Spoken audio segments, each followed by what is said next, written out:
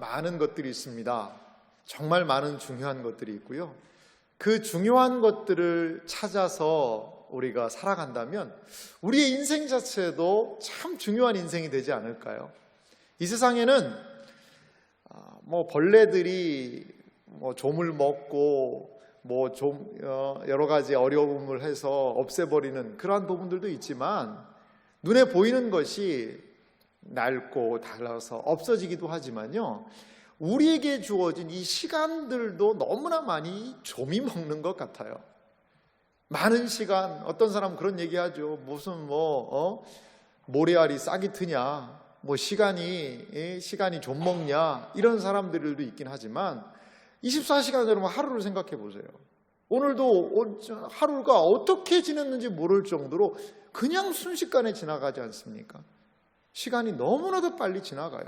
그러하기 때문에 빠르게 지나가는 이 시간 속에서 우리는 정말 중요하고 가치 있고 의미 있는 일들에 더 마음과 신경을 써야 되지 않을까, 이러한 생각이 듭니다.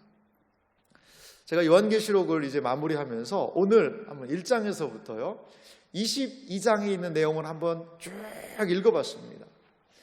읽는데 오늘 사실은 22장 16절 마지막으로 우리가 읽었던 이 말씀이요, 평상시에는 좀 제 눈에 좀 잘 안 들어왔는데 오늘 좀 또 크게 좀 들어오게 되더라고요. 22장 16절 말씀 제가 다시 한번 읽어볼게요. 나 예수는 교회들을 위하여 내 사자를 보내어 이것들을 너희에게 증언하였노라. 예수님이 요한계시록의 마지막에 이 요한계시록의 의미를 분명하게 우리에게 말씀을 해주고 계시다는 거죠. 나 예수님은 직접 말씀하세요. 무엇을 위하여? 교회들을 위하여 내 사자를 보내요. 이것들을 너희에게 증언하게 하였노라. 예수님께서 지금도 주의 사자, 2장에서도 1장에서도 우리가 배웠습니다만 천사라는 의미도 있지만 주의 몸된 교회를 섬기는 사역자들이라는 의미가 더 크다, 이렇게 말씀을 드렸습니다. 그 당시에도 7교회의 사자들을 보내서 사역자들을 통하여 이 요한계시록의 말씀을 증언하셨지요. 지금도 예수 그리스도께서는 교회의 사자들을 보내셔서 교회의 성경의 교사들을, 목사들을 보내서 이 하나님의 말씀을, 이 요한계시록의 말씀을 증거하시기를 원한다는 것을 여러분 믿으시기 바랍니다. 교회는 어떻게 해야 될까요? 특별히 이 계시록의 말씀을 잘 들어야 돼요. 왜 그럴까요? 예수님이 교회를 위해서 주셨다는 거죠. 아니 목사님, 그럼 마태복음 이런 데는 교회를 위해서 안 줬습니까? 물론 그것도 주셨습니다. 그런데 오늘 이 요한계시록의 마지막 부분에 예수님께서 명시적으로 내가 이거 교회를 위해 준 거다. 그럼 교회는 어떻게 해야 돼요, 여러분? 교회는 어떻게 해야 돼요? 교회를 위해서 주신 그 말씀을 교회는 더욱더 귀를 기울이고 잘 듣고 이해하고 깨달아 알아야 할 줄 믿습니다. 이제 요한계시록 이제 끝났으니까 아이고 이제 계시록 그 어려운 거 다 끝났네, 이제 안 하겠지. 아닙니다. 제가 이제 목회하는 동안에 계시록은 수시로 하려고 그럽니다. 수시로 하려고 그래요. 강의안을 만든 이유도 뭐냐면요, 이제 여러분들이 잃어버릴 만하면 이제 조금 있으면 요한계시록 주중 강의가 뜰 겁니다. 그래서 이제 저희가 이제 바이블 아카데미라고 그래가지고 성경 한 권씩 3개월이면 3개월 집중 과정을 좀 해가지고 공부하는 그런 시간도 좀 하려고 그래요. 그때의 이 강의안을 가지고 다시 한번 보는 거죠. 그래서 요한계시록 하면 우리 세안교회 성도님들은 요한계시록이 머릿속에 딱 박혀가지고 신천지 사람들이 계시록 가지고 이상한 얘기하면 그런가? 이게 아니라 그거 잘못된 거예요. 그거 세대주의적인 견해고요. 그 문자를 너무 본 거예요. 이러면서 정말 넉넉하게 이야기할 수 있는 계시록의 용사들로 거듭나기를 간절히 소망합니다, 여러분. 그럼 충분히 그럴 수 있다고 봐요. 그런데요, 이 계시록은요 설교하는 목사도 힘이 나고 이 계시록을 정말 잘 이해한 분들에게 이 세상에 대한 눈이 열리고요, 이 종말에 대한 그러한 기대가 생기고요, 그 주먹이 한번 좀 불끈 져지는 그러한 느낌이 드셔야 하는데 그랬나 모르겠어요, 여러분. 그렇습니다. 계시록이 그런 것 같아요. 오늘 우리가 이 요한계시록의 내용을 좀 살펴보기 원하는데요, 유인물을 제가 두 개를 준비했습니다. 하나는 거의 초반에 나눠드렸던 요한계시록 전체에 대한 그런 구조입니다. 구조를 한번 좀 옆에 놓으시고, 그리고 요한계시록 총정리라고 해서 했는데 사실 여기에 뭐 요한계시록의 내용을 다 집어넣지는 못했습니다. 그런데 적어도 요 내용을 읽고 맞아, 이러한 내용들이 있었지 라고 여러분들이 이해를 하실 수 있다면 계시록 공부 아주 열심히 잘하신 겁니다. 오늘 이 시간에는 어떻게 하려고 그러냐면요, 제가 요한계시록 1장에서부터 22장까지 한번 이 성경장을 넘기면서 한번 좀 전체적인 것들을 옆에 유인물을 두고 좀 설명을 하려고 합니다. 혹시 성경책이 없으신 분들은 손을 드시면 우리 교육자들이 좀 전달해 주시면 좋겠습니다. 성경책 필요하신 분은 한번 손을, 성경책 다 가져오셨네요. 예, 다 가져오셨네요. 없으신 분들 여기 있으니까 몇 권만 갖다가 박 목사님 좀 나눠주세요. 자, 요한계시록 구조표를 한번 보세요. 요한계시록을 항상 할 때 우리가 몇 가지 주의해야 되는 것들이 있습니다. 요한계시록 하면 우리의 머릿속에 숫자 몇을 기억하라고 그랬죠? 숫자 666 말고요. 벌써 666 나오면 안 됩니다. 요한계시록을 하면 항상 숫자 몇을 기억해야 되죠? 그렇죠. 역시 4. 요한계시록은요, 머릿속에 항상 숫자 4가 있어야 돼요. 자, 이제 요한계시록 구조표를 여러분 한번 좀 보시기 바랍니다. 자, 서론이 있습니다. 결론이 있습니다. 요한계시록이 몇 가지의 환상으로 되어 있죠? 첫 번째 환상, 두 번째 환상, 세 번째 환상, 네 번째 환상. 이 요한계시록은요, 네 가지의 환상의 이야기다, 이렇게 우리가 생각할 수가 있습니다. 자, 첫 번째 환상은 뭐에 대한 이야기라고 그랬죠? 세상 속의 교회, 7교회에 대한 이야기입니다. 자, 두 번째 환상은요, 세상에 대한 심판을 이야기하고 있습니다. 그리고 세 번째 환상은요, 큰 성 바벨론, 세상에 대한 최종적인 심판을 이야기하고 있고요. 네 번째 환상은요, 거룩한 성 새 예루살렘, 완성된 교회의 모습을 이야기를 하고 있는 거죠. 그러니까 이제 네 가지의 환상이라고 그러는데, 네 가지의 환상이 어떻게 되어 있냐면, 첫 번째는 땅의 교회, 그리고 두 번째는 세상, 세 번째도 세상, 네 번째는 뭐예요? 다시 교회. 요한계시록은 4로 구성되어 있는데 어떻게 되어 있다는 거죠? 교회, 세상, 교회. 이런 식으로 요한계시록이 구성이 되어 있다는 거예요. 자, 여러분, 얼마나 쉬워요. 요한계시록은 숫자 몇? 4로 구성되어 있고, 그리고 네 가지 환상인데 처음에는 교회, 두 번째는 세상, 세 번째 환상도 세상, 그리고 마지막은 완성된 교회. 이렇게 구성이 되어 있다는 것을 머릿속에 좀 딱 염두에 두고 시작하시면 좋을 것 같습니다. 이 네 가지의 환상을 나누는 그 중요한 성경 말씀이 있다고 그랬죠? 뭐라고 그랬죠? 성령 안에서. 유인물 한번 나눠드린 정리한 거 한번 보세요. 거기 보면 첫 번째 환상 지상교회, 제가 파란색으로 성령에 감동되어 이렇게 좀 표시를 해놨죠. 자, 두 번째 환상에도요, 심판받는 세상, 거기에 성령에 감동되어. 세 번째 환상도요, 최후 심판받는 세상, 그리고 큰 성 바벨론, 성령으로, 성령 안에서. 네 번째 환상도 완성된 교회, 거룩한 성 예루살렘 신부, 거기에도 성령으로, 성령 안에서. 이 성령 안에서라는 이 단어가 이 환상의 기준점이 된다, 이렇게 제가 좀 말씀을 좀 드렸습니다. 이런 내용들을 여러분들이 좀 머리에 좀 탁 넣어놓으시면 전체 요한계시록을 이해하는데 상당히 큰 도움이 됩니다. 1장부터 22장까지 한다고 그러니까 여러분들 좀 표정이 어두우신 분도 계세요. 오늘 집에 가기는 다 글른 거 아니냐, 이거 몇 시에 끝나냐. 걱정하지 마시기 바랍니다. 제가 여러분 시간을 좀 잘 지켜가지고 여러분들 적절한 때에 또 하도록 하겠습니다. 그러면 유해물을 옆에 두시고요. 한번 서론의 내용을 우리가 한번 좀 정리를 해볼게요. 요한계시록 1장을 가보도록 하겠습니다. 자, 요한계시록 1장의 내용을 좀 보면요, 1장 1절에서부터 8절이 서론이라고 할 수가 있습니다. 서론에서 우리가 중요하게 생각하는 것은요, 예수 그리스도의 계시가 사도 요한에게 주어졌다는 것입니다.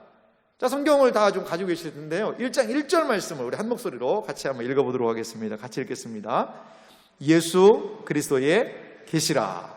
이는 하나님이 그에게 주사 반드시 속히 일어날 일들을 그 종들에게 보이시려고 그의 천사를 그 종 요한에게 보내어 알게 하신 것이라. 아멘. 이게 요한계시록의 가장 첫 시작이에요. 예수 그리스도의 계시이고 하나님께서 그에게 주사, 사도 요한에게 주사, 그에게는 예수님이죠. 예수님에게 주사 반드시 속히 일어날 일들을 종들에게 보이려고 누구를 통하여서 그의 천사를 요한에게 보내서 알게 하신 것이 이 요한계시록 전체의 내용이라는 것입니다. 그런데요, 이 요한계시록의 서론하고 결론이 너무 비슷해요. 여러분, 이제 우리는 다 배웠으니까 22장 한번 보실래요? 22장 한번 6절을 한번 보시기 바랍니다. 이 1장 1절과 22장 6절이 얼마나 닮아 있는지를 한번 좀 확인을 한번 해보겠습니다. 자, 22장 6절 말씀도 우리 같이 한번 천천히 한번 읽어보도록 하겠습니다. 22장 6절입니다. 같이 읽습니다. 또 그가 내게 말하기를 이 말은 신실하고 참된지라. 주 곧 선지자들의 영의 하나님이 그의 종들에게 반드시 속히 되어질 일을 보이시려고 그의 천사를 보내셨도다. 여러분 어때요? 1장 1절하고 너무 비슷하죠? 하나님이 천사를 통해서 말씀 줬다. 속히 될 일이다. 이러한 내용이 너무나도 동일하게 되어 있어요. 그래서 이건 의도적으로 서론과 결론을 맞추고 있는 것, 그런 듯한 느낌이 들 정도입니다. 이제 서론에서 계속해서 다룬 내용은요, 요한은 자신이 본 모든 것들을 증언하고 있다라고 이야기하고 있습니다. 그리고 이 서론에서 등장하고 있는 것이요, 유인물 내용에도 있지만요, 인사말이 등장을 해요. 인사말인데요, 그 인사말 안에는 뭐가 있냐면 삼위일체 하나님이 계셨어요. 요한계시록 1장 4절 말씀 제가 한번 읽으면서 삼위일체 하나님을 좀 찾아보도록 하겠습니다. 요한은 4절입니다. 요한계시록 1장 4절입니다. 요한은 아시아에 있는 7 교회에 편지하노니, 보십시오. 이제도 계시고 전에도 계셨고 장차 오실 이게 누구라고 그랬죠? 성부 하나님을 얘기하는 거죠. 그 다음에는요, 그의 보좌 앞에 있는 7 영, 이거 누구를 얘기하는 거죠? 성자, 성령, 하나님을 얘기하고 있는 거고요. 5절은요, 보세요. 또 충성된 증인으로 죽은 자들 가운데서 먼저 나시고 땅의 임금들의 머리가 되신 예수 그리스도로 말미암아. 누구에 대한 이야기입니까? 예수님에 대한 이야기예요. 그래서 인사말이 성부 하나님과 성령 하나님과 성부 하나님으로부터 이 요한계시록이 시작되었다는 것을 우리에게 보여주고 있습니다. 1장 8절은요 이렇게 마무리하고 있죠. 1장 8절을 보겠습니다. 함께 읽겠습니다. 1장 8절입니다. 주 하나님이 이르시되 나는 알파와 오메가라. 이제도 있고 전에도 있었고 장차 올 자요 전능한 자라 하시더라. 아멘. 마지막에 성부 하나님에 대한 이야기를 딱 하시는 것은 뭐냐? 이 요한계시록의 말씀이 성부 하나님의 보증수표라는 것이죠. 성부 하나님이 보증수표를 찍어주셔서 이 요한계시록의 말씀을 교회에게 지금 주고 계시다는 것이죠. 자, 성부 하나님의 보증이 있는 요한계시록, 이렇게 요한계시록은요 장엄하게 시작을 하고 있습니다. 이제 첫 번째 환상이 시작하는데요, 첫 번째 환상이 시작되는 중요한 구절이 1장 10절입니다. 1장 10절 말씀 제가 읽어보겠습니다. 주의 날에, 주의 날, 이게 무슨 날일까요? 지금 주일날입니다. 어떤 이단은요 성경에 주일이란 말이 없다 그래서 왜 일요일날 예배 드리냐, 우리는 토요일날 예배 드려야 된다, 이렇게 하는 이단이 있습니다. 근데 아니에요. 여기 보세요. 주의 날, 주님의 날, 주일입니다. 이게 이 주일날 내가 성령에 감동되어 내 뒤에서 나는 나팔소리 같은 큰 음성을 들으니, 내가 성령에 감동되어, 여기에 첫 번째 환상의 근거가 되는 엔 푸뉴마티라는 성령 안에서라는 단어가 등장을 합니다. 이 단어를 중심으로 1장 9절에서부터 3장 22절까지는 첫 번째 환상, 땅에 있는 교회들로 우리가 생각할 수 있다는 것이죠. 자, 요한의 현재 상태를 알 수 있는 단어가, 내용이 9절입니다. 9절 말씀 제가 읽어볼게요. 나 요한은 너희 형제요, 예수의 환난과 나라와 참음에 동참하는 자라. 하나님의 말씀과 예수를 증언하였으므로 말미암아 반모라 하는 섬에 있었더니, 이 반모 섬에 유배된 상태에서 첫 번째 환상이 시작되면서 예수님이 요한을 찾아오셨습니다. 그에게 주신 명령은 무엇입니까? 11절이죠. 이르되 내가 보는 것을 두루마리에 써서 에베소, 서머나, 보가모, 두아디라, 사데, 빌라델비아, 라오디게아 등 7 교회에 보내라. 이러한 말씀을 주님께서 하셨습니다. 그러면서 예수님의 승귀하신, 부활하셔서 승천하신 예수님의 영광스러운 그 모습을 보여주십니다. 그러면서 12절에도 보니까 몸을 돌이켜 나에게 말한 음성을 알아보려고 돌이킬 때에 7 금초대를 봤다는 거죠. 자, 이 7 금초대는 무엇일까요? 20절이 우리에게 얘기를 해줘요. 1장 20절 보세요. 내가 본 것은 내 오른손에 7 별의 비밀과 7 금초대라. 7 별은 7 교회의 사자요, 7 촛대는 7 뭐라는 거죠? 교회니라. 그렇습니다. 7 촛대, 7 교회에 대한 환상을 보았다. 그리고 그 7 촛대에 대하여 말씀하시는 예수님은 보통 분이 아니라 영광스러운 분이셨다라는 것을 우리에게 소개하며 7 교회에 대한 권면과 이야기로 들어가게 됩니다. 2장 1절에 보니까요, 에베소 교회의 사자에게 편지하라. 오른손에 있는 7 별을 붙잡고 7 금초대 사이를 거니시는 이가 이르시되. 에베소 교회 책망과 칭찬이 함께 있습니다. 4절 에베소 교회의 문제는 무엇이었죠? 그들은 정말 부지런한 교회였습니다만 4절에 그러나 너를 책망할 것이 있나니 너의 처음 사랑을 버렸느니라. 처음 사랑을 상실한 그 교회가 에베소 교회였다는 것이죠. 그래서 에베소 교회는 처음 사랑을 5절에도 보십시오. 어디서 떨어졌는지를 생각하고 회개하여 처음 행위를 가지라. 이렇게 에베소 교회에게 권면하고 있습니다. 서머나 교회를 보시기 바랍니다. 서머나 교회는 8절에 서머나 교회 사자에게 편지하라. 이 서머나 교회는 매우 어려운 박해받는 교회였습니다. 10절이 서머나 교회의 상황을 우리에게 알려주고 있는데요, 10절 읽어보겠습니다. 너는 장차 받을 고난을 두려워하지 말라. 볼지어다 마귀가 장차 너희 가운데서 몇 사람을 오게 던져 시험을 받게 하리니 너희가 10일 동안 환난을 받으리라. 내가 죽도록 충성하라. 그리하면 내가 생명의 관을 내게 주리라. 박해와 어려움이 있지만 끝까지 충성하라. 서머나 교회에 대한 말씀이었습니다. 12절 버가목 교회의 사자에게 편지하라 라는 이 버가목 교회는요, 14절 말씀 보면 어떤 어려움이 있었냐면, 내게 2가지 책망할 것이 있나니 거기 내게 발람의 교훈을 지키는 자들이 있도다. 이 발람의 교훈이라는 것은 우상 숭배와 행음에 대한 그러한 부분이었던 것 같습니다. 그래서 하나님의 말씀에서 멀어진 이 버가목 교회에 대한 이야기를 하고 있어요. 18절 말씀은 두아디라 교회의 사자에게 편지하라 라고 이야기를 합니다. 근데 이 교회는 19절에 칭찬도 받아요. 내 사업과 사랑과 믿음과 섬김과 인내를 하노니 내 나중에 행위가 처음 것보다 많도다. 하지만요, 20절 보십시오. 그러나 내게 책망할 일이 있노라. 자칭 선지자라 하는 여자 이세벨을 내가 용납함이니.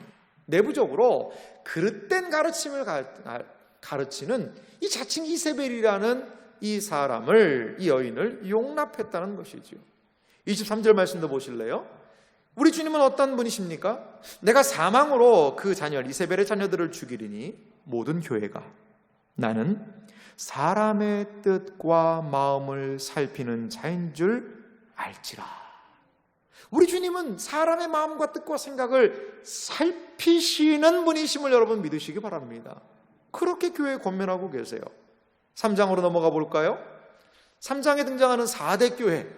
여러분 4대 교회는 어떻게 여러분들에게 좀 이해를 하라고 말씀드렸죠? 무슨 교회입니까? 4대 교회? 죽은 교회. 우리 한국 사람들은 4대 교회를 잘 이해할 수 있다고 그랬습니다. 왜 그렇죠? 죽을 사자를 생각해라. 사자. 죽은 교회예요. 여러분 교회가 죽을 수 있을까요? 죽을 수 있습니다. 어느 교회? 4대 교회 보니까. 그러니까 어떤 교회는 죽어 있는 거예요. 자, 1절 뒷부분에 보니까요. 내가 내 행위를 하노니 내가 살았다 하는 이름은 가졌으나 죽은 자로다. 교회도 죽을 수 있구나. 우리는 이 말씀을 귀 기울여 들어야 합니다. 7절 보면요. 빌라델비아의 사자에게 편지합니다. 이 빌라델비아 교회는 어떤 교회였을까요? 8절에 알 수 있는 증거가 있는데요. 볼지어다 내가 내 앞에 열린 문을 두었을 때 등이 닫을 사람이 없으리라. 내가 내 행위를 아노니 내가 작은 능력을 가지고서도 내 말을 지키며 내 이름을 배반하지 아니하였도다. 이게 빌라델비아 교회였어요. 작은 능력을 가지고 있어요. 아이고 내가 할 수 있는 게 이게밖에 없는데요. 제가 이거 가지고 뭘 할 수 있을까요? 할 수 있습니다. 주님께서 이 빌라델비아 교회에게 열린 문을 주셨다는 것이죠. 하나님께서 구원의 문, 은혜의 문을 열어놓으신 그 교회는 힘있고 능력있고 부유한 사람들이 많은 교회가 아니라 작은 능력이 있던 교회였음을 기억하시기 바랍니다. 왜 그럴까요? 왜 작은 능력을 가지고도 이런 은혜를 받을 수 있었을까요? 10절입니다. 함께 읽겠습니다. 같이 읽습니다. 내가 나의 인내의 말씀을 지켰은즉 내가 또한 너를 지켜 시험의 때를 면하게 하리니 이는 장차 온 세상에 임하여 땅에 거하는 자들을 시험할 때라. 시험의 때가 있습니다. 하지만 주님의 말씀을 지켜야 한다는 것이지요. 그러면 시험들을 감당할 수 있다는 것입니다. 그런데 그 말씀을 지킨다는 말씀 앞에 어떤 단어가 있지요? 인내의 말씀. 끝까지 참고 인내해야 한다는 것입니다. 우리가 또한 14절 말씀 보니까요. 3장 14절에 어떤 교회가 등장하죠? 라오디게아라는 교회가 등장합니다. 이 라오디게아 교회는 좀 이게 설교 때 하기에는 좀 그런 표현입니다만 어떤 교회입니까? 주님이 미지근해서 토해버리겠다. 그래서 개워낸다라는 걸로 여러분들에게 좀 이해를 하면 편하다 이렇게 말씀을 드렸어요. 개워낸다라는 게 토해낸다. 라오디게아 교회 개워내고 싶은 교회. 이게 주님이 그 15절 보십시오. 내가 내 행위를 하노니 내가 차지도 아니하고 뜨겁지도 아니하도다. 내가 차든지 뜨겁든지 하기를 원하노라. 16절 내가 이같이 미지근하여 뜨겁지도 아니하고 차지도 아니하니 내가 내 입에서 너를 토하여 버리리라. 주님의 입에 있는 교회였어요. 주님의 입에서 사용되는 교회였는데 토해내버리고 싶은 교회. 이런 교회도 있네요. 여러분 이렇게 교회들에 대하여서 주님은 끝까지 말씀을 하고 계시다는 것을 우리는 볼 수가 있습니다. 자, 22절 말씀을 우리 함께 읽어볼까요? 22절 말씀 같이 한 목소리로 같이 읽어보도록 하겠습니다. 같이 읽겠습니다. 귀 있는 자는 성령이 교회들에게 하시는 말씀을 들을지어다. 할렐루야. 그렇습니다. 우리 주님은요 교회에게 말씀하시는 분이세요. 교회에 귀를 닫으면 안 돼요. 교회에서 신앙생활하면서 가장 중요한 신체 기관이 어디일까요? 그것은 귀입니다. 귀예요. 귀를 통하여 하나님의 말씀을 들어야 마음이 열리고 생각이 바뀌고 변화가 일어날 줄 믿습니다. 여러분, 주여 내 귀를 열어주소서. 열린 귀를 통하여 내 마음을 열어주소서. 이 세상 끝날까지 주님의 말씀 끝까지 듣게 하여 주시옵소서. 우리가 그렇게 기도하며 교회들에게 하시는 주님의 말씀의 음성을 기울여야 할 줄 믿습니다. 이제 우리는 첫 번째 환상을 이렇게 해서 마무리를 해봤고요. 두 번째 환상으로 한번 들어가 보도록 하겠습니다. 두 번째 환상의 내용이 구조표를 보더라도 가장 내용이 많습니다. 4장에서부터 16장까지 긴 내용이 이어지고 있습니다. 특별히 두 번째 환상에 가장 중요한 그런 심판들이 이어지고 있죠. 구조표를 한번 보시면 거기에 등장하는 것이요, 7인, 7나팔, 그 다음에 전투하는 교회와 7대접. 이 세 가지 심판 시리즈가 지속되고 있음을 볼 수가 있습니다. 요한계시록의 가장 복잡한 구조긴 합니다만 여기도 뭐 복잡하지는 않습니다. 복잡하지는 않아요. 자, 한번 고개를 한번 들고 저러보세요. 이 두 번째 환상은요, 어디에서 시작하는지 아세요? 땅에 대한 심판인데 하늘에서 시작을 합니다. 4장과 5장의 내용을 보면 천상에 관한 이야기가 있어요. 이 왜 하늘에서부터 시작하냐면 심판의 출처가 어디라는 거예요? 하늘이라는 겁니다.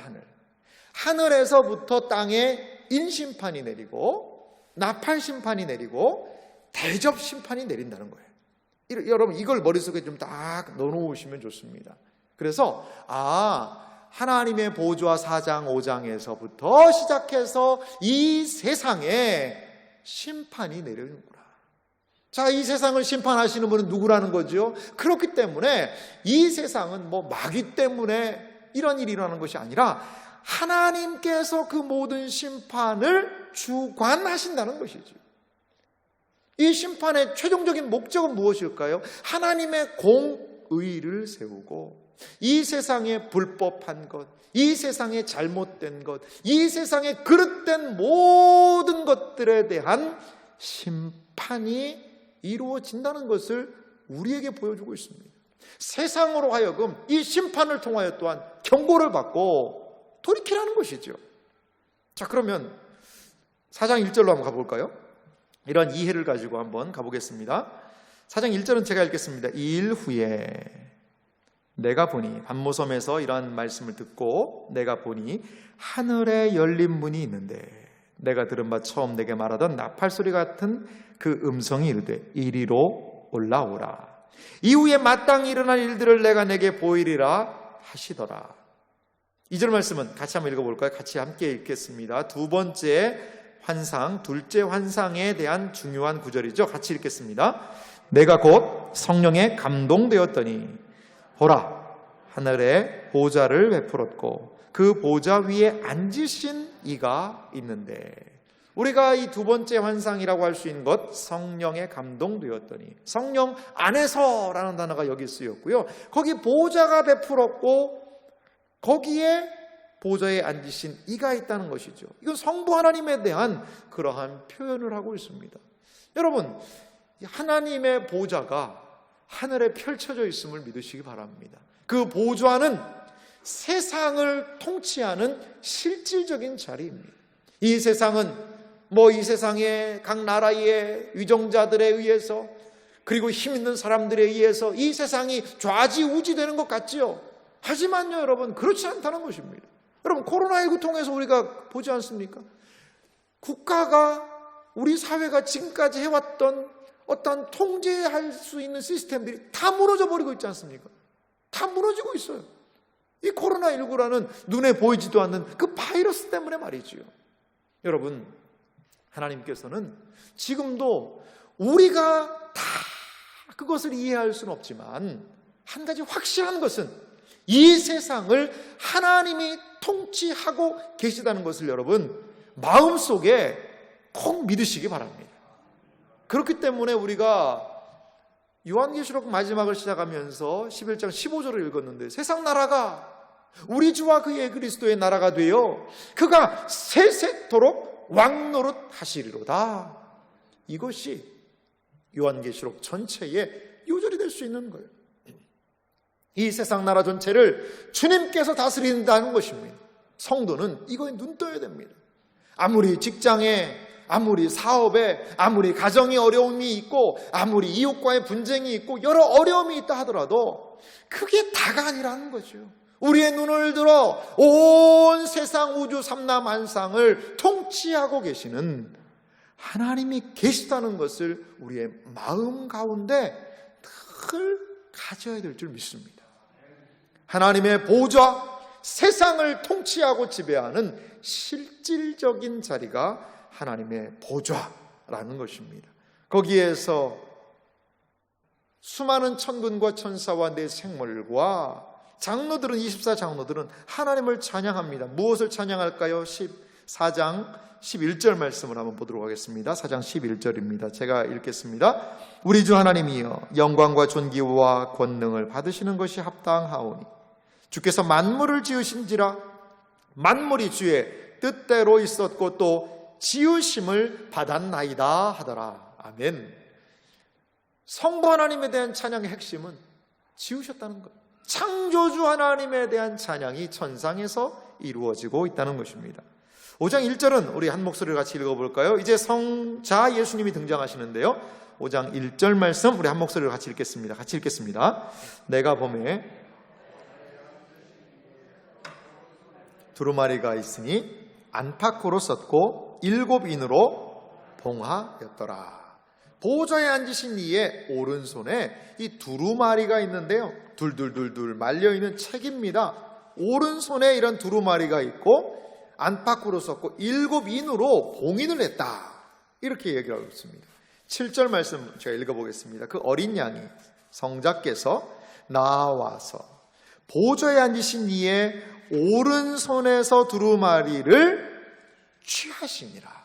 이제 성부 하나님의 오른손에 있던 두루마리는 예수 그리스도 어린 양에게로 옮겨지게 되었다는 것을 우리가 생각해 볼 수가 있습니다. 그리고 이제 성자 예수님에게 그것이 돌아갔고 예수님의 구원하심에 대하여서 또한 이 어린 양이 그 인을 떼시기에 합당하고 그 책을 펴시기에 합당하다는 그러한 것을 찬양하고 있습니다. 우리가 천상의 구조를 알 수 있는 것이 5장 11절입니다. 11절 한번 제가 읽겠습니다. 내가 보고 들음에, 이 천상의 구조인데요, 보좌가 있죠. 보좌와 생물들과, 보좌에는 성부 하나님이 계시고요, 삼위 하나님이 계십니다. 그리고 생물들, 네 생물이 있고요, 그 다음에 장로들을 둘러선 많은 천사의 음성. 자, 보좌가 있습니다. 생물들이 있습니다. 그 다음에 24장로들이 있습니다. 그리고 그것을 둘러선 많은 천사의 음성, 천사가 있어요. 이러한 하나님의 천상은 동심원적인 구조를 하고 있다는 것을 우리가 생각할 수 있어요. 가장 중심에 보좌가 있어요. 삼위 하나님이 계세요. 그리고 그 주변에 네 생물이 호위하고 있고 24장로, 그럼 교회의 대표라고 그랬습니다. 우리의 자리가 바로 그 자리죠. 그리고 그 뒤에 천사가 천군 만무한으로 둘러싸고 다음에 보면 모든 피조물이 하나님을 찬양하고 있는 천상의 모습을 우리는 볼 수가 있습니다. 이제 구체적으로 예수님께서 드신 이 두루마리, 그것은 어떻게 될까요? 6장 1절은 이렇게 시작합니다. 내가 보매 어린 양이 7인 중에 하나를 떼시는데 그때 내가 들으니 내 생물 중에 하나가 우레소리 같이 말하되 오라 하기로, 이에 내가 보니 무슨 말이 등장하죠? 흰 말이 있는데 그 탄자가 활을 가졌고 면류관을 받고 나아가서 이기고 또 이기려 하더라. 자, 여기에서 네 가지의 인을 떼는 장면이 등장하죠. 그런데 한 가지 인을 뗄 때마다 말이 등장을 합니다. 첫 번째는 흰 말입니다. 3절 둘째 인을 떼실 때에 4절 보니까 무슨 말이 등장하죠? 붉은 말이 등장하면서 큰 칼을 받았지요. 셋째 인을 뗄 때는요, 검은 말이 등장하고 5절 보니까 손에 저울을 가진 사람이 등장합니다. 넷째인 7절 떼실 때에 8절 내가 보니까요, 청황색 말이 등장한다는 것이죠. 이 네 마리의 말과 그 기수, 활과 칼과 저울과 그리고 사망이 뒤따르는 이러한 이 말에 대한 환상은 무엇을 의미할까요? 유인물 정리된 내용을 좀 보면은요, 유인물 한번 보세요. 7인 심판 반가로 2번 그 부분에 보면 7인은 1에서 6번째인 7장 막간 7번째 인의 구조로 이루어져 있다. 7인은 4분의 1의 심판으로 전쟁, 내전, 기근, 전염병 등 세상의 부패로 인한 심판과 전체적인 심판의 양상을 보여주고 있다. 이렇게 정리를 좀 해봤습니다. 여기에서 보여주는 것은요, 이 세상의 부패한 모습 자체라는 것이죠. 전쟁이 있어요. 사람들이 내전을 해요. 기근, 어디는요 너무나도 많은 사람들이 잘 먹고 있는데 어느 쪽은요 너무나도 많은 사람들이 굶주리고 있는 이러한 부분들. 또한 이 세상에 이 청황색 말은 뭐라고 그랬죠? 청황색이 무슨 색깔이라고 그랬죠? 시체 색깔이라고 그랬습니다. 시체 색깔. 전염병입니다. 전염병에 대한 그러한 심판을 하나님이 하신다는 것이죠. 그리고 5번째 인을 뗄 때에 순교자들의 탄원과 6번째 인은 이 최종적인 심판의 전체적인 종말을 예고하는 그러한 장면들을 우주적인 심판과 더불어서 우리에게 좀 보여주고 있습니다. 그러면서 6장 17절에 보면 이제 바로 7번째 인을 떼지를 않아요. 7번째 인을 언제 뗄까요? 7장을 넘어서 8장 1절을 보십시오. 7째 인을 떼실 때에 하늘이 반시간쯤 고요하더니. 자, 그러니까 6번째 인을 떼고 7번째 인을 바로 안 떼고요 7장 한 장이 있어요. 그래서 7장을 삽입 또는 막간이라고 합니다. 막간. 그러니까 1에서부터 6이 가고 막간이 등장을 하고 7 이렇게 지금 떼는 구조가 있습니다. 자, 그렇게 해서 그럼 8번째 인으로 갈까요? 7장의 내용은 그 사이에서 어떠한 일들이 일어났는지를 우리에게 설명을 해주고 있어요. 6장 17절 마지막 절 보면요, 그들의 그 진노의 큰 날이 이르렀으니 누가 능히 서리요? 그 진노의 날에 아무도 설 수 없다, 이걸 이야기하는데요. 7장 9절을 보십시오. 7장 9절을 보면 이 일 후에 내가 보니 각 나라와 족속과 백성과 방언에서 아무도 셀 수 없는 큰 무리가 나와 흰옷을 입고 손에 종려가지를 들고 보호자 앞과 어린 양 앞에 어떻게 돼 있어요? 서서. 아무도 설 수 없다, 누가 능히 서리요? 라고 얘기하는데 하나님 앞에 서 있는 존재들이 있습니다. 그건 바로 구원받은 존재들이요, 구속받은 존재들이요, 하나님의 인친 백성들임을 여러분 믿으시기 바랍니다. 그 사람들만이 설 수 있다는 것이지요. 그러면서 이제 8장의 7째 인이 떨어졌습니다.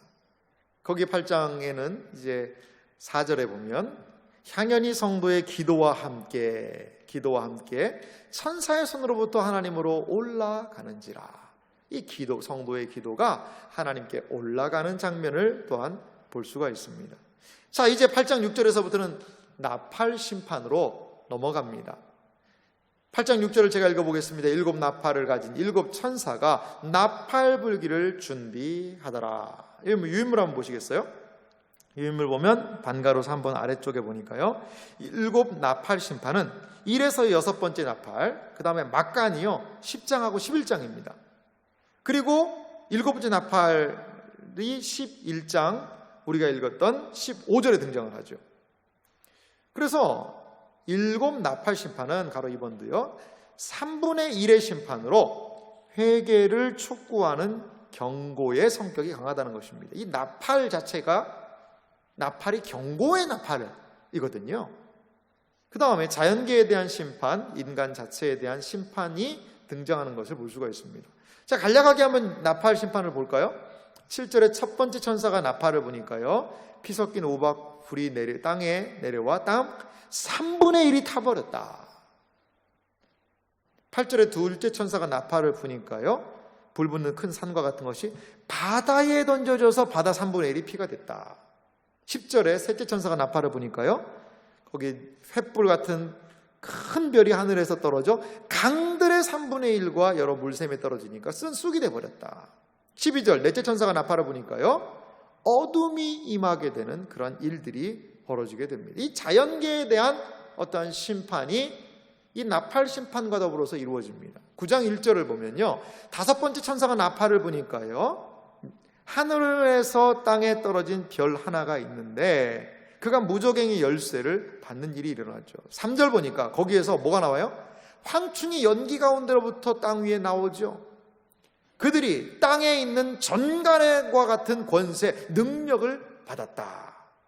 그래서 4절부터 보면요, 그들에게 이르시되 땅의 풀이나 푸른 것이나 각종 수목은 해하지 말고 오직 이마에 하나님의 인침을 받지 아니한 사람만 해하라. 인간에게 임한 심판을 여기에서 이야기를 하고 있습니다. 그런데 6절 보세요. 6절. 그날에는 사람들이 죽기를 구하여도 죽지 못하고 죽고 싶으나 죽음이 그들을 피하리로다. 이 황충에 대한, 메뚜기에 대한 이 심판은 귀신들이 사람을 괴롭히는 거라고 그랬어요. 죽을 지경인데 죽지 못하고 하는 그러한 이 시대적인 분위기 상황을 이 귀신들이 이것들을 하고 있음을 살펴볼 수 있었습니다. 그것이 7절부터 등장하는 황충의 모양들을 보면 이건 아니 귀신들이라는 것이죠. 자, 13절부터 보면 6번째 천사가 나팔을 붑니다. 그러자 어떠한 일이 벌어지게 되냐면 15절 보세요. 네 천사가 놓였으니 그들은 그 연월 일시에 이르러 사람 3분의 1을 죽이기로 준비된 자들이다.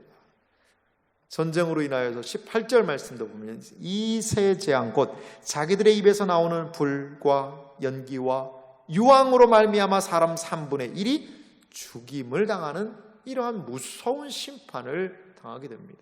이렇게 무서운 심판이 진행됩니다. 자연계가 심판을 받고 사람들이 괴로움을 당하고 많은 사람들이 죽어나갑니다. 그러면 아이고 하나님 잘못했습니다 라고 회개해야 되는데 이들이 보이는 반응은요 어떨까요? 20절부터 21절이 그 심판에 대한 사람들의 반응입니다.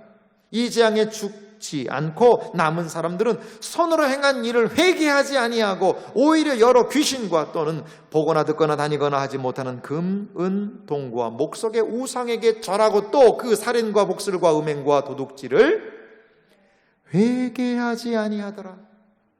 여러분, 회개할 수 있으면 은혜인 줄 믿으시기 바랍니다. 회개하지 못하면 망하는 것입니다. 회개하지 못한 심령들은 자기 갈 길을 그대로 가는 것입니다. 그대로 죄를 행하고 그대로 우상을 숭배하고 그대로 거짓말 행하고 돌이켜 회개하면 살 길이 있음에도 불구하고 이러한 무서운 심판 속에서도 회개하지 않는다라는 것입니다. 10장과 11장은 막간의 내용으로 일곱 번째 나팔과 6번째 나팔 사이에 등장을 합니다. 자, 11장 우리가 읽었던 15절을 한번 보시기 바랍니다.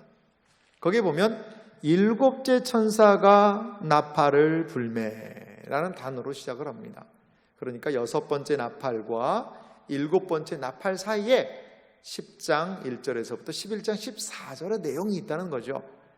10장은 1절에 이렇게 시작합니다. 내가 보니 힘센 다른 천사가 구름을 입고 하늘에서 내려왔다.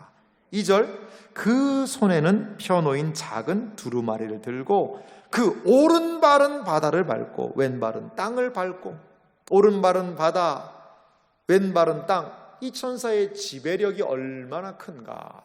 이건 예수님 아니라고 그랬어요. 천사라고 그랬습니다. 큰 능력을 받은 천사가 이 작은 두루마리를 손에 들고 있는데요, 그 두루마리가 펼쳐져 있습니다. 그것은 바로 5장에서 예수님이 받은 이 책이 인을 떼셨고 그 책이 지금 펼쳐져서 있는 내용임을 우리는 볼 수가 있습니다. 그래서 사도 요한에게 그 책을 주며 10장 11절은 이렇게 얘기하죠.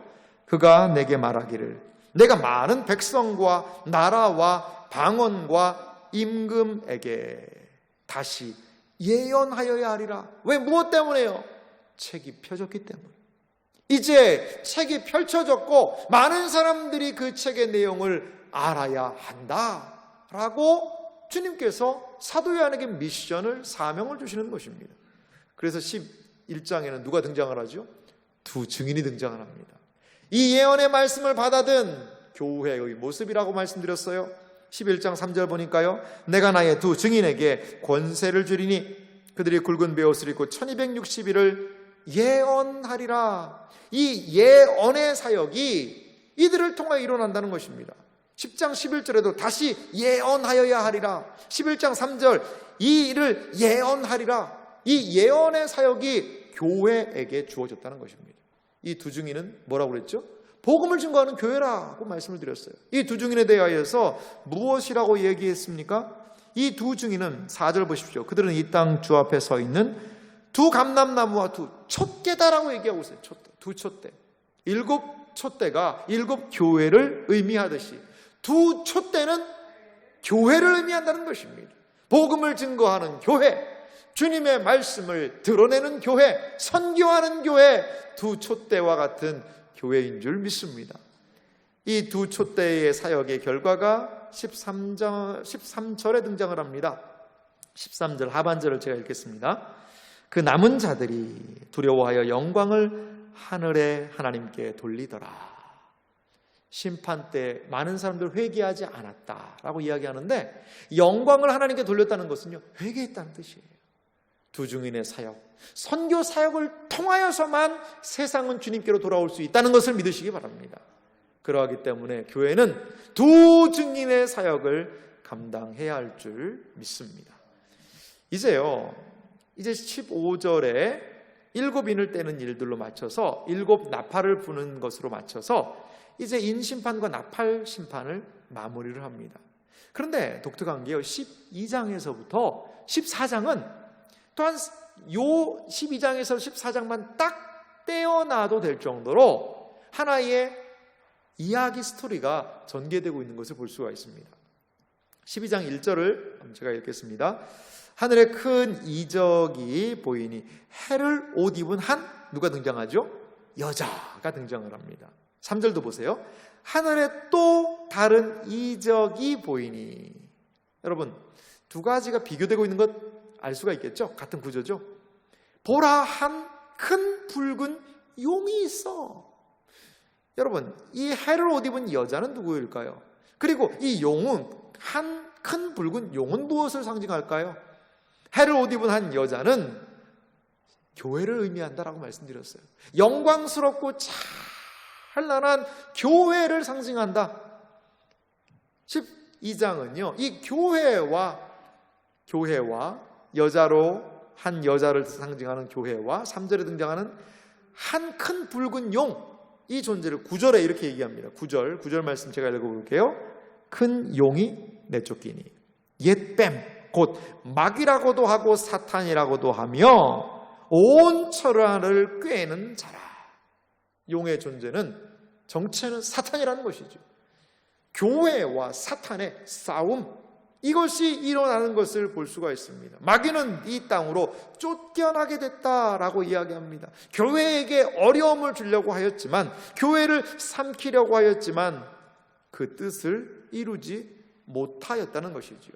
12장 17절을 제가 읽어보겠습니다. 용이 여자에게 분노하여 돌아가서 그 여자의 남은 자손 곧 하나님의 계명을 지키며 예수의 증거를 가진 자들과 더불어 싸우려고 바다 모래 위에 서 있더라.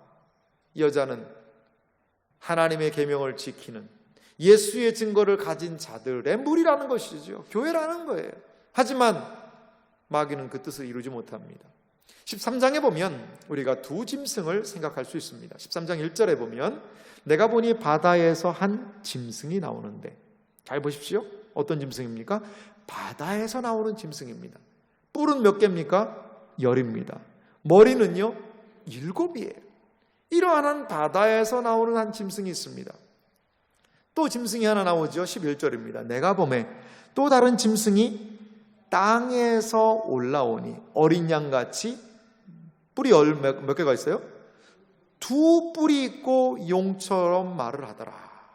이 두 존재, 바다에서 올라온 짐승, 땅에서 올라온 짐승, 저는 여러분들 이해를 돕기 위해서 바다에서 올라온 짐승을 바다표 짐승이다, 땅에서 올라온 짐승을 땅표 짐승이다, 이렇게 좀 구분을 드렸습니다.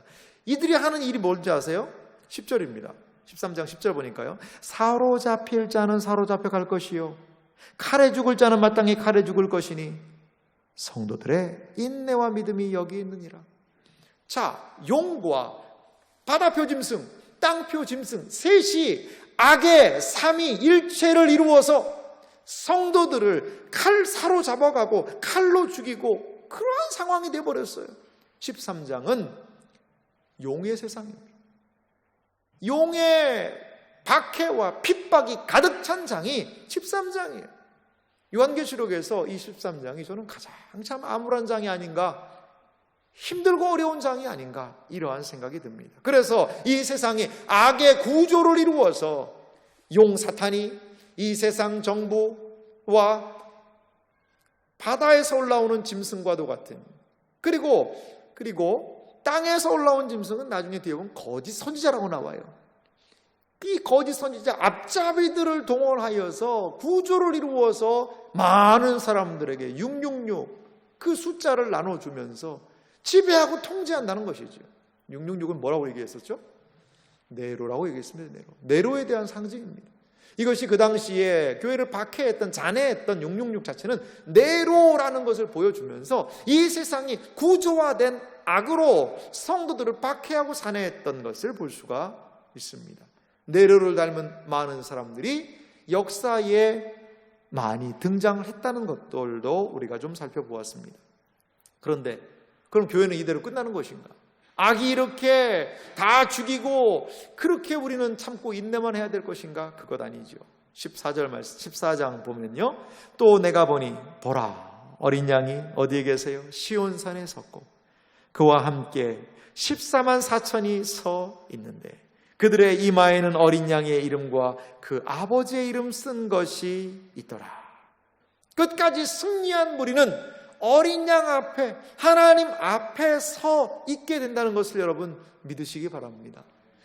12장은 교회와 사탄의 그러한 어떻게 보면 이 충돌이 있었고, 13장은 사탄이 짐승과 거짓 선지자를 통하여 신자들을 박해하고 주님의 몸된 교회를 힘들게 하고 어렵게 했지만, 끝까지 인내한 성도들은 14장에 주님 앞에 서게 된다. 주님 앞에 서게 되고 주님께서는 그들을 그 이마에다가 도장, 어린 양이 이마에 이름을 쓴다, 인을 친다, 측량한다. 그것을 소유로 여기며 보호한다라는 의미라고 그랬습니다. 주님께서는 신자들을 세상의 어려움 속에서도 끝까지 보호하심을 여러분 믿으시기 바랍니다. 이것이 구조적으로 우리에게 보여주고 있습니다. 12절 말씀도 한번 읽어볼까요? 이렇게 환상을 보여주면서 우리에게 이렇게 말씀하고 있어요. 12절 같이 한번 14장 12절을 읽겠습니다. 같이 읽겠습니다. 성도들의 인내가 여기 있나니 그들은 하나님의 계명과 예수에 대한 믿음을 지키는 자니라. 할렐루야. 이게 지금 이 땅을 살아가는 우리 성도들이 보여야 되는 모습이라는 것입니다. 마지막 초수가 있죠. 15절에 보면 땅에 곡식들을 주님께서 거두십니다. 16절까지 합해보면 땅의 곡식들을 거두어지니라.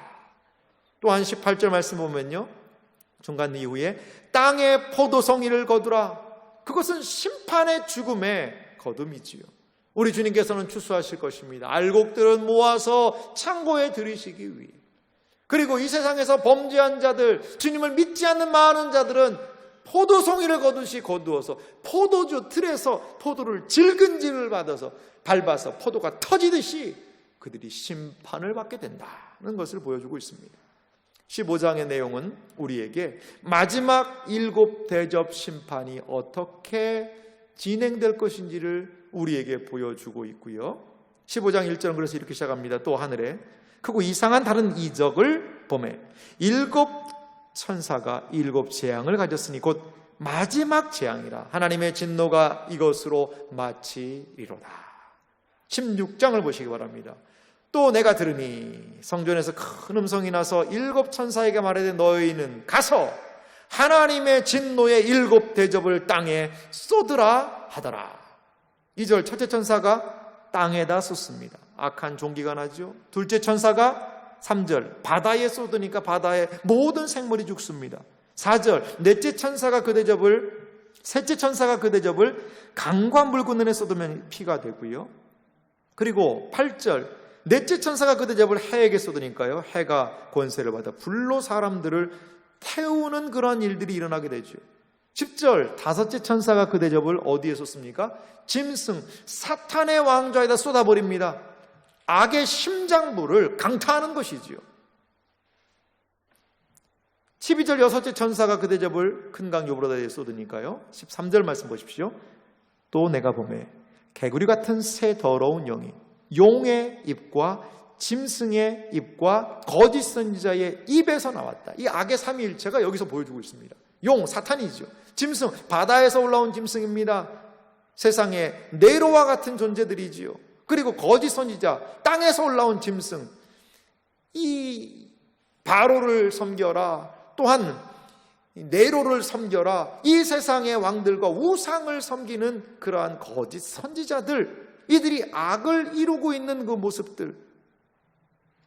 17절 말씀은 일곱째 천사가 그 대접을 공중에 쏟으니까 다 되었다 라고 해서 이 대접 심판이 마무리되고 있는 것을 우리는 볼 수가 있습니다. 여러분, 이렇게요, 세 가지의 심판 시리즈들을 봤는데요, 이 심판이 어디에서부터 시작됐다고 그랬죠? 출처가 바로 하늘에서부터 시작됐다는 거예요. 하나님으로부터 나팔, 대접 심판이 진행됐다는 것을 우리가 기억해야 한다는 것이죠. 자, 그러면 이 새 심판에 하나님의 보좌로부터의 심판이 출처했다는 것을 우리가 몇 부분을 좀 살펴보면서 좀 정리하면서 보도록 하겠습니다. 다시 한번 5장 4장으로 한번 가보세요. 4장 5절 한번 가보십시오. 4장 5절 가보세요. 4장 5절 말씀을 한번 좀 보면은요, 보좌, 이거 하늘입니다. 보좌로부터 번개와 음성과 우레소리가 나고 보좌 앞에 켠 등불 7이 있으니 이는 하나님의 7 영이라. 보좌에 뭐가 있죠? 번개, 음성, 우레소리가 등장을 합니다. 자, 8장 5절로 한번 가보시길래요? 8장 5절 빨리 한번 가보시죠. 8장 5절은 어떤 거냐면 일곱째 인을 뗄 때 마지막에 이런 장면이 등장하죠. 8장 5절 제가 읽겠습니다. 천사가 향로를 가지고 제단에 불을 담아 땅에 쏟음에 우레와 음성과 번개와 지진이 나더라. 자, 인심판의 맨 마지막에도 보좌에서 있었던 똑같은 현상이 일어나고 있어요. 11장 19절도 보시기 바랍니다. 11장 19절. 11장 19절은요, 15절에 일곱째 천사가 마지막 나팔을 분 다음에 일어나는 현상인데요. 19절 제가 읽겠습니다. 이에 하늘에 있는 하나님의 성전이 열리니 성전 안에 하나님의 언약궤가 보이며 또 번개와 음성과 우레와 지진과 큰 우박이 있더라. 마찬가지로 일곱 나팔을 분 마지막에도 그 하나님의 보좌와 똑같은 현상이 일어납니다. 자, 마지막으로 16장 18절 말씀 보겠습니다. 16장 18절 말씀 보니까요, 17절에 일곱째 천사가 대접을 쏟은 그 다음에 일어나는 현상이 18절인데요, 번개와 음성과 우레소리가 있고 또 큰 지진이 있어. 얼마나 큰지 사람이 땅에서 온 이래로 이같이 큰 지진이 없었더라. 여러분, 하나님의 보좌에 있는 번개와 음성과 우레와 지진, 이러한 현상들이 동일하게 인심판이 끝나고 나팔 심판이 끝나고 대접 심판이 끝나고 일어난다는 것은, 이 모든 심판 시리즈를 통제하고 있는 것은 하나님의 보좌요, 하나님의 보좌 안에서 이 모든 것들이 일어나고 있다는 것을 이러한 장치들을 통하여 우리에게 보여주고 있다는 것입니다. 이제 우리는 17장으로 한번 가볼까요? 17장 말씀을 좀 보면요, 또 일곱 대접을 가진 일곱 천사 중에 하나가, 자, 일곱 대접을 가진 일곱 천사 잘 기억해 놓으세요. 이르되 이리로 오라. 많은 무리 위에 앉은 큰 음녀가 받을 심판을 내게 보이리라. 3절에 곧 성령으로 나를 데리고, 이 말씀은 성령 안에서 이 구절을 의미하고 있죠. 자, 비교해서 한번 볼까요? 21장을 한번 보시기 바랍니다. 21장 9절 말씀 보세요. 21장 9절도요, 17장 1절에도 일곱 대접을 가진 일곱 천사를 얘기했는데 21장 9절도요, 일곱 대접을 가지고 마지막 일곱 재앙을 담은 일곱 천사 중 하나가 거의 동일한 말씀이에요. 나와서 내게 말하여 이르되 이리로 오라. 내가 신부 곧 어린 양의 아내를 내게 보이리라. 그러면서 성령으로 나를 데리고, 여기도 엔 푸뉴마티, 마지막 네 번째 환상이 이 성령 안에서라는 단어를 통하여 나타나는데요, 크고 높은 산으로 올라가 하나님께로부터 하늘에서 내려오는 거룩한 성 예루살렘을 보이니, 이렇게 이야기합니다. 수차례 강조해서 여러분들이 이제 이해를 하시겠지만 17장과 21장을 통하여 우리가 알 수 있는 것은요, 요한계시록의 마지막 부분, 세 번째 환상과 네 번째 환상은요, 세 번째 환상은 큰 성 바벨론, 음녀에 대한 환상입니다. 그리고 마지막 네 번째 환상은 거룩한 성 예루살렘, 신부에 대한 환상이라는 것이지요. 큰 성 바벨론, 세상이 완전히 망하는 것에 대한 것이 세 번째 환상의 내용이라면, 네 번째 환상은 거룩한 성 새 예루살렘 신부가 완성된 교회의 모습으로 얼마나 영화로울 것인가를 우리에게 나타내 보여주고 있다라는 것입니다. 유인물 한번 보시겠습니까? 세 번째 환상 내용, 유인물 한번 보겠습니다. 최후 심판 받을 세상에 대한 이야기인데요, 큰 성 바벨론 음녀에 관한 이야기입니다. 큰 성 바벨론 음녀의 심판이 성령으로 요한을 이렇게 이야기하고 있고요, 바로 2번도 보면요, 큰 성 바벨론은 한 시간에 망하게 된다는 것입니다. 한 시간에. 자, 18장 말씀도 한번 보실래요? 18장 2절에 이렇게 되어 있습니다. 힘찬 음성으로 외쳐 이르되 무너졌도다 무너졌도다 큰 성 바벨론이요. 바벨론이 무너지고 망했다라는 것을 이야기를 하고 있습니다. 자, 그 다음에요, 18장 10절도 한번 보시겠어요? 그 고통을 무서워해 멀리 서서 이르되 화이또다 화이또다 큰 성 견고한 성 바벨론이요, 한 시간에 내 심판이 이르렀도다. 왕들이 애곡을 하고요, 11절부터 상인들이 이야기하는데 17절도 보세요. 18장 17절, 그러한 부가 한 시간에 망하였도다. 또한 애곡 소리가요, 17장 뒤에 보면, 17절 뒤쪽에 보면 모든 선장과 각 철을 다니는 선객들과 선원들이 이야기를 합니다. 19절 맨 마지막도 보세요. 치부하였더니 한 시간에 망하였도다. 세상의 멸망이 한 시간에 갑작스럽게 망해버리는 이 세상의 모습을 우리는 볼 수가 있습니다. 이제 망한 세상에 대하여서 19장 보십시오. 19장은 할렐루야라는 단어가 등장을 해요. 19장 1절에 이렇게 시작합니다. 이후에 내가 들으니 하늘에 허다한 무리에 큰 음성 같은 것이 있어 이르되 할렐루야, 구원과 영광과 능력이 우리 하나님께 있도다. 이 세상에 대한 멸망, 그것은 신자에 대한 구원의 동전의 양면이라는 것을 여러분 기억하셔야 합니다. 그래서 9절 말씀은 이렇게 얘기하죠. 19장 9절입니다. 천사가 내게 말하기를 기록하라. 어린 양의 혼인잔치에 청함을 받은 자는 복이 있도다. 우리 신자들은 어떤 존재입니까? 어린 양의 혼인잔치, 기쁨의 잔치에 초대받은 존재임을 성경은 우리에게 말씀을 하고 있습니다. 이 세상의 마지막은 어떻게 진행될까요? 11절부터 보시면요, 19장 11절에 또 내가 하늘이 열린 것을 보니 보라, 백마와 그것을 탄 자가 있으니 그 이름은 충신과 진실이라. 그가 공의로 심판하며 싸우더라. 이렇게 하늘에서 하늘이 열리며 한 분이 나타나는 것을 볼 수가 있습니다. 이 백마와 그것을 탄 자가 있으니 충신과 진실, 이것은 예수 그리스도께서 이 세상에 재림하시는 장면을 우리에게 보여주고 있습니다. 예수님은 재림하셔서 19절도 보십시오. 19장 19절, 내가 보니 그 짐승과 땅의 임금들과 군대들이 모여 그 말탄 자와 그의 군대와 더불어 전쟁을 일으키다가 20절, 짐승이 잡히고 그 앞에서 표적을 행하던 거짓 선지자도 함께 잡혔으니, 이들이 다 잡히고 패하게 되는 것을 우리는 성경을 통하여 확인하였습니다.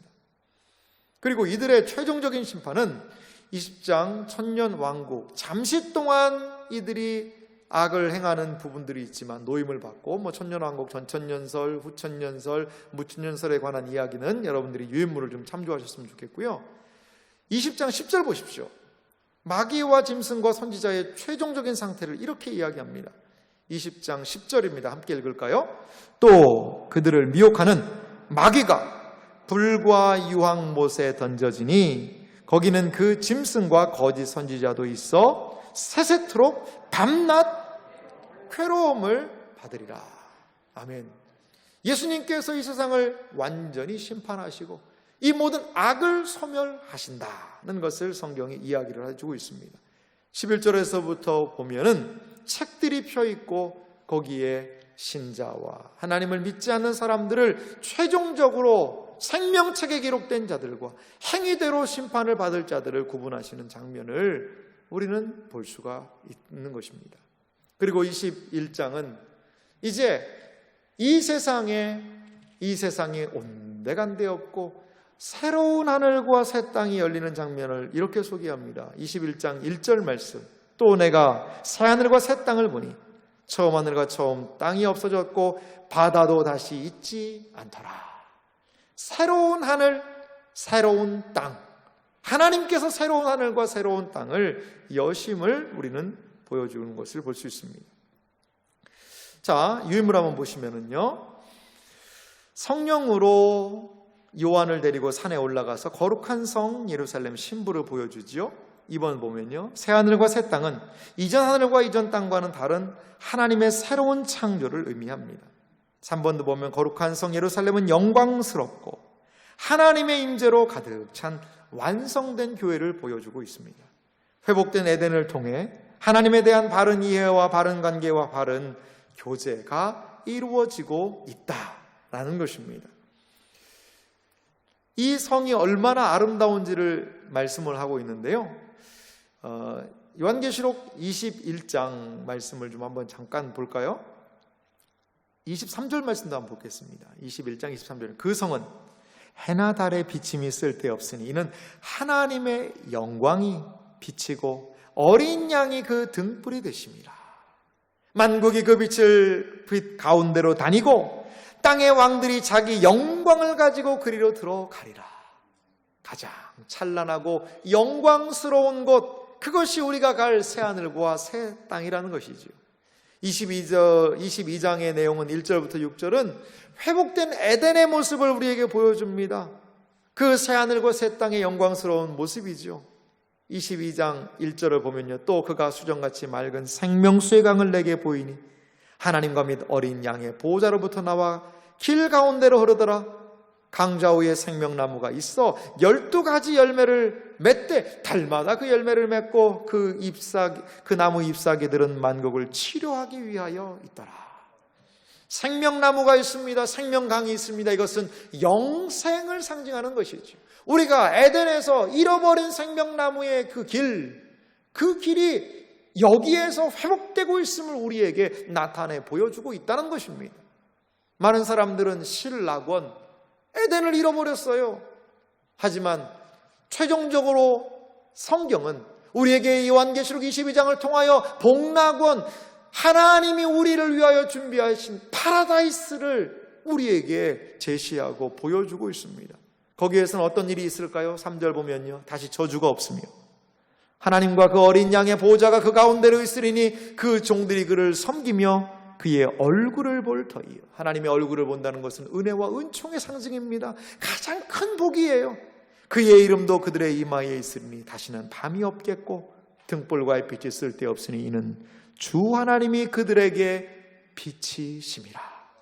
그들이 세세토록 왕노릇 하리로다. 주님과 함께 다스리며 주와 함께 길이 살며 첫 에덴에 아담에게 그 에덴 동산을 다스려라 라고 허락하셨듯이 새롭게 회복된 이 에덴은 우리 신자들에게 주와 함께 다스리는 곳이 될 것이다 라고 말씀하고 있습니다. 이제 요한계시록은 어떠한 결론을 맺고 있을까요? 처음 서론을 시작할 때도 읽었습니다만 예수님이 속히 오시겠다는 것입니다. 그리고 예수님의 말씀을 기억하라는 거예요. 유인물 내용 보겠습니다. 예수님이 1번을 보면요, 다시 오신다는 것을 믿는 자들은 말씀을 지키며 순종하는 자가 되어야 합니다. 예수님은 교회를 위하여 사자들을 통해 계시록의 말씀을 증언하셨습니다. 교회는 주님이 다시 오심에 대한 약속을 아멘으로 화답하며 주님이 다시 오실 날을 사모해야 할 줄 믿습니다. 마지막에 요한계시록은 누구나도 초청하고 있습니다. 사람들을 부르고 있어요. 17절은 말합니다. 성령과 신부가 말씀하기를 오라 하는도다. 듣는 자도 오라 할 것이요 목마른 자도 올 것이요 또 원하는 자는 값없이 생명수를 받으라 하시더라. 할렐루야. 지금 이 시대입니다.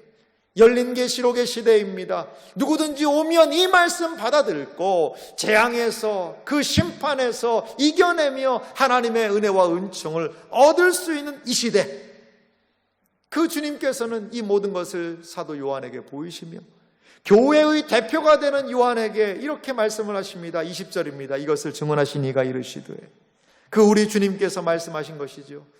내가 진실로 속히 오리라. 주님께서는 이 모든 것들을 말씀하시며 속히 오리라. 이 속히 오리라의 의미는 예수님의 모든 사역이라고 말씀드렸습니다. 예수님의 십자가의 구속, 예수님의 부활하심, 그리고 승천하심, 이제 남은 것은 무엇밖에 없다고요? 다시 오시는 재림밖에 남지 않았다는 것입니다. 이것이 속히 오신다는 의미인 것이지요. 이 모든 것을 본 요한은 교회를 대표하여서 무엇을 말씀하고 있습니까? 우리 함께 같이 읽겠습니다. 아멘부터 읽습니다. 아멘. 주 예수여 오시옵소서. 아멘. 그렇습니다. 우리 주님께서는 약속대로 다시 오실 줄 믿습니다. 이것은 교회가 붙들어야 되는 진리인 줄 믿습니다. 세상이 아무리 어려워진다 하더라도, 교회가 핍받고 어려움을 당한다 하더라도 우리 주님께서 약속하신 대로 다시 오실 것을 우리의 마음 가운데 믿고 깨어있으며 인내의 말씀을 지키고 거룩한 신부로 교회는 서 있어야 할 줄 믿습니다. 이것이 이 시대를 살아가는 신자의 몫이요, 요한계시록을 아는 신자들이 세상 속에서 붙잡아야 하는 진리라는 것을 믿으시기 바랍니다. 여러분, 이 말씀을 먹으시기 바랍니다. 이 말씀을 읽으시기 바랍니다. 이 말씀을 들으시기 바랍니다. 이 말씀에 기록된 대로 행하시기 바랍니다. 그러할 때에 주님께서 기억하시는 복된 존재로 어두운 속에서도 아름다운 찬란한 주님 닮은 빛을 비치며 살아가는 영광스러운 신자가 될 줄 믿습니다. 이러한 은혜가 모두에게 있으시기를 주님의 이름으로 축원합니다. 이 시간 같이 기도하도록 하겠습니다.